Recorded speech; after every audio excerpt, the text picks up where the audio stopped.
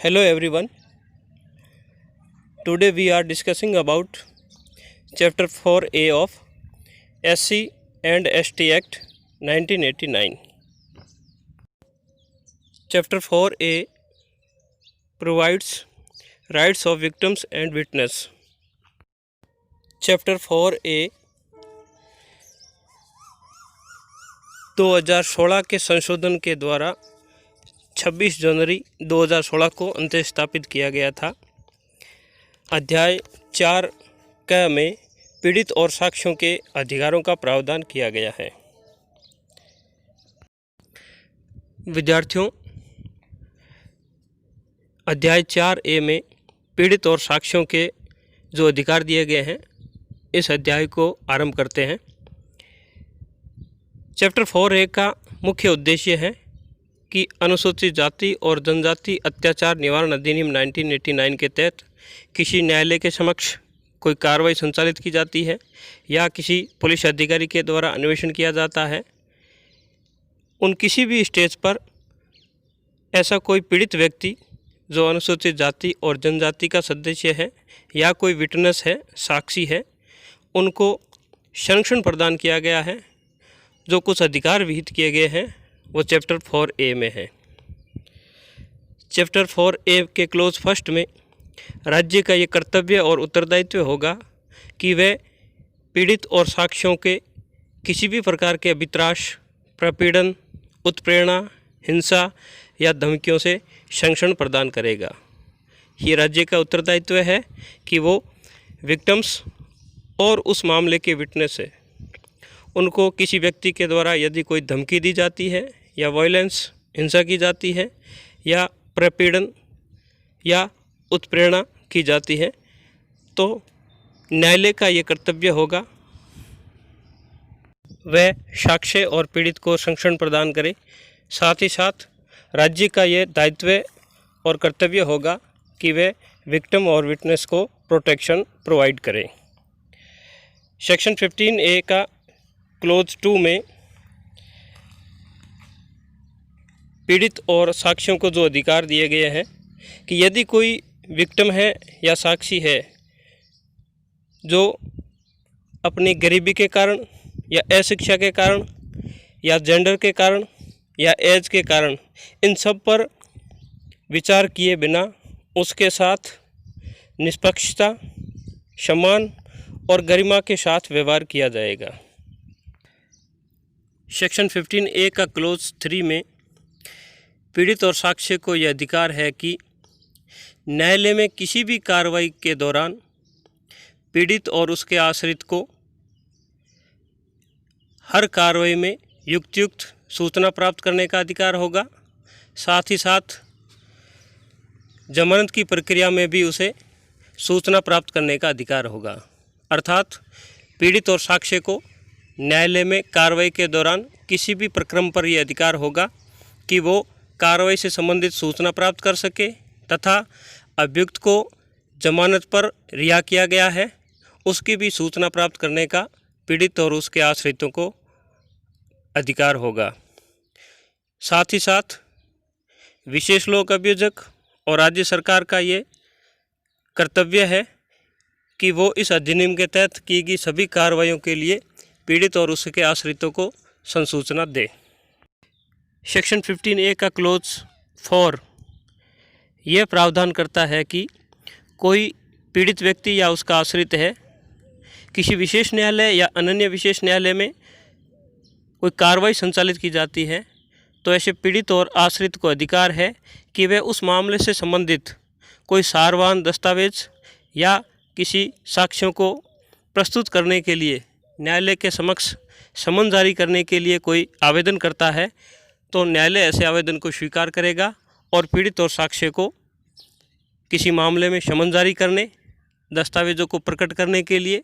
समन जारी करने या किसी साक्षी की परीक्षा के लिए समन जारी करने के आवेदन का अधिकार होगा। सेक्शन 15A के क्लोज 5 में राइट टू हियरिंग का अधिकार दिया गया है। पीड़ित और साक्ष्यों को और उसके आश्रितों को सुनवाई का अधिकार होगा। क्लोज 5 ये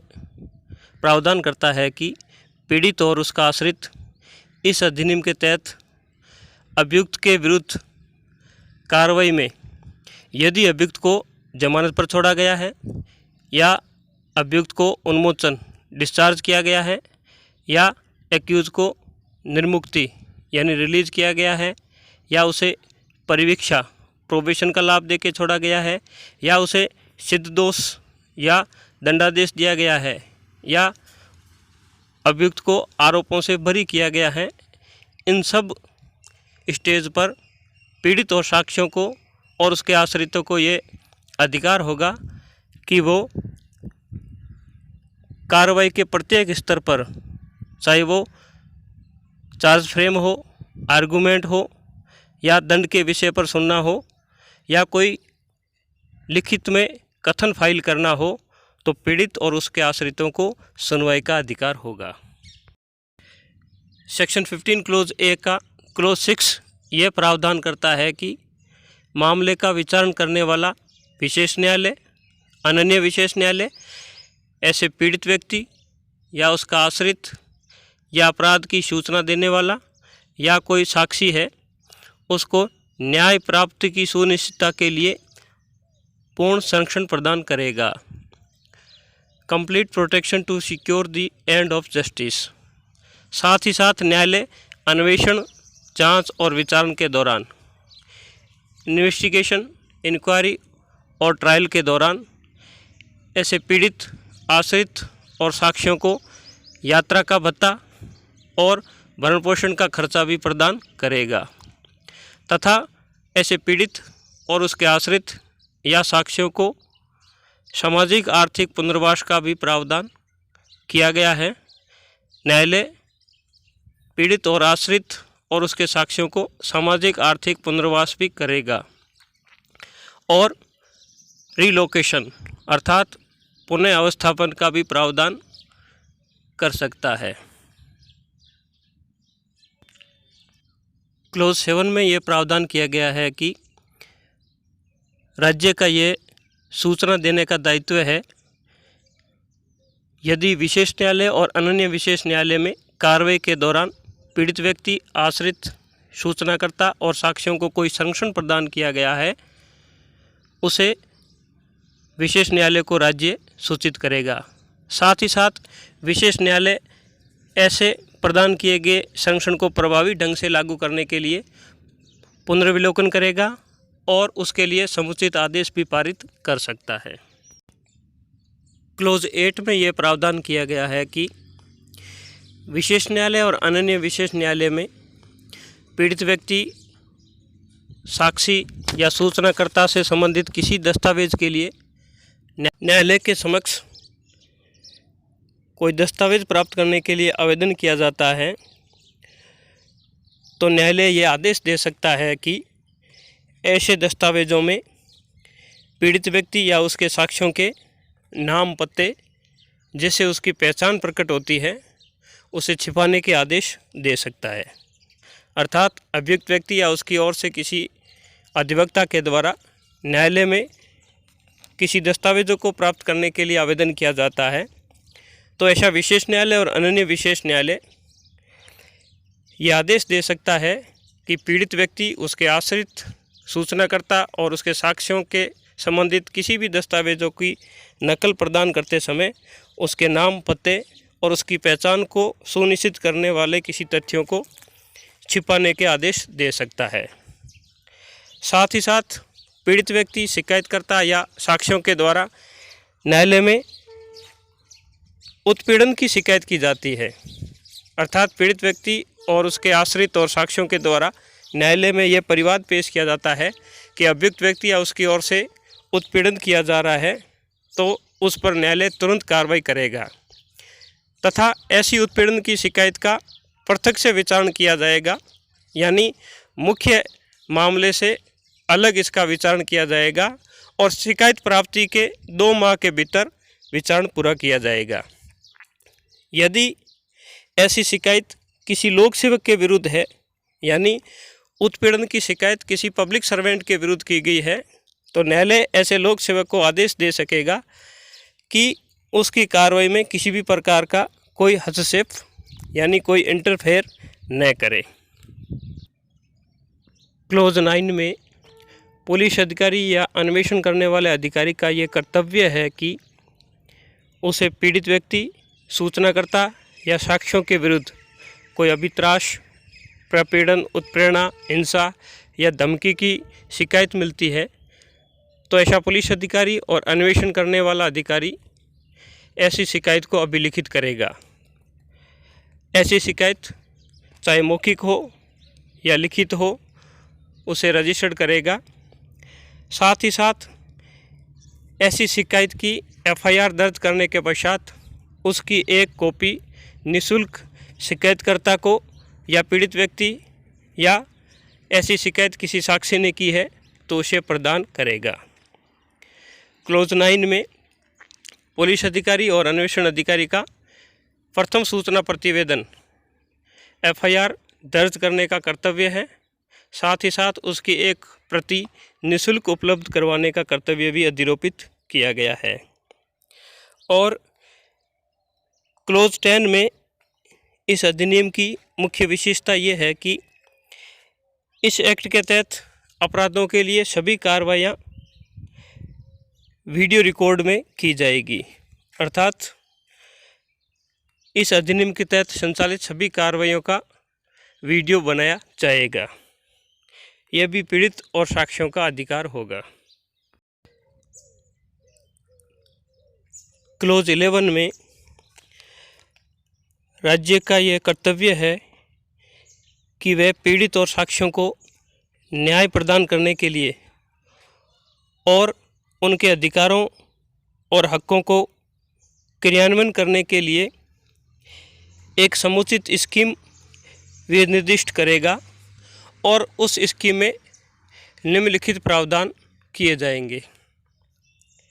अर्थात राज्य पीड़ित और साक्ष्यों को न्याय प्रदान करने व उसके अधिकारों को सुनिश्चित करने के लिए एक स्कीम बनाएगा और उस स्कीम में निम्नलिखित प्रावधान होंगे। ए, प्रथम सूचना रिपोर्ट की निःशुल्क कॉपी दी जाए, अर्थात राज्य द्वारा बनाई गई स्कीम में यह प्रावधान होगा कि पीड़ित व्यक्ति या शिकायतकर्ता को एफआईआर की निःशुल्क प्रति दिए जाए। साथ ही साथ अत्याचार से पीड़ित और आश्रितों को नगद या कोई वस्तु तुरंत सहायता में प्रदान की जाए और उन्हें आवश्यक संरक्षण प्रदान किया जाए। यदि पीड़ित, आश्रित या साक्ष्य देने वाले किसी व्यक्ति की मृत्यु या उपत्ति हो जाती है या उसकी संपत्ति को कोई नुकसान पहुंचता है तो उसे तुरंत राहत प्रदान की जा सके। साथ ही साथ पीड़ित को खाद्य पदार्थ, जल, कपड़े, आश्रय, चिकित्सा सहायता, परिवहन सुविधा और प्रतिदिन दिए जाने वाले भत्तों की भी व्यवस्था की जाएगी। और अत्याचार से पीड़ित और आश्रित व्यक्तियों को भरण पोषण प्रदान करने के संबंध में भी इस स्कीम में प्रावधान किया जाएगा। ऐसी शिकायत करने या एफआईआर रजिस्टर्ड करने के लिए अत्याचार से पीड़ित व्यक्तियों को अधिकारों के बारे में जानकारी उपलब्ध की जाएगी, अर्थात ऐसी कोई शिकायत या एफआईआर दर्ज की जाती है तो पीड़ित व्यक्तियों को उसके अधिकारों के बारे में जानकारी प्रदान की जाएगी और उस मामले में अन्वेषण और चार्जशीट फाइल होने के पश्चात अत्याचार से पीड़ित व्यक्ति, उसके आश्रित या उसके जुड़े हुए कोई संगठन है उसकी भी जानकारी दी जाएगी और चार्जशीट की निःशुल्क कॉपी दिए जाने का भी प्रावधान स्कीम में किया जाएगा। मेडिकल के लिए भी आवश्यक पूर्व सावधानी बरती जाएगी, अर्थात विक्टिम या एक्यूज का कोई मेडिकल होता है उसके लिए भी आवश्यक दिशा निर्देश स्कीम में भी निर्दिष्ट किए जाएंगे। साथ ही साथ अत्याचार से पीड़ित और उसके आश्रितों को राहत कैसे प्रदान की जा सके, राहत प्रदान करने के लिए यानी रेमेडी प्रोवाइड करवाने के लिए कोई भी संगठन है या कोई एनजीओ है, सरकारी या गैर सरकारी संगठन कार्य कर रहा है, उसके बारे में भी जानकारी प्रदान की जाएगी। और उस मामले में अन्वेषण और विचारण की तारीख और स्थान के बारे में भी पीड़ित और साक्षियों को जानकारी दी जाएगी। और साथ ही साथ इससे जुड़े हुए कोई संगठन या व्यक्ति है, उनको भी जानकारी दी जाएगी। और मामले में अत्याचार से पीड़ित व्यक्ति और उसके आश्रितों या उससे जुड़े हुए संगठनों को विचारण यानी ट्रायल की पूरी तैयारी के लिए पर्याप्त समय और अवसर दिया जाएगा। साथ ही साथ विधिक सहायता उपलब्ध करवाने के लिए भी प्रावधान किया गया है। और पीड़ित, आश्रित और संगठनों को अधिकारों के निष्पादन के लिए और उसके लिए सहायता प्रदान करने के लिए भी इस स्कीम में प्रावधान किए जाएंगे। क्लोज 12 में यह प्रावधान किया गया है कि अत्याचार से पीड़ित व्यक्ति और उसके आश्रितों का गैर सरकारी संगठन, सामाजिक कार्यकर्ताओं और अधिवक्ताओं की सहायता लेने का भी अधिकार होगा। अर्थात इस अधिनियम के तहत अत्याचार से पीड़ित व्यक्ति और उसके आश्रितों को किसी एनजीओ, गैर सरकारी संगठन से या कोई सोशल वर्कर, सामाजिक कार्यकर्ता है या कोई अधिवक्ता है, उसे सहायता प्राप्त करने का अधिकार होगा। तो विद्यार्थियों, चैप्टर 4A सेक्शन 15A में आज के इस व्याख्यान में इतना ही। इस चैप्टर में पार्ट बी या सी का क्वेश्चन आता है। धन्यवाद। मिलते हैं नेक्स्ट वीडियो में नए टॉपिक के साथ।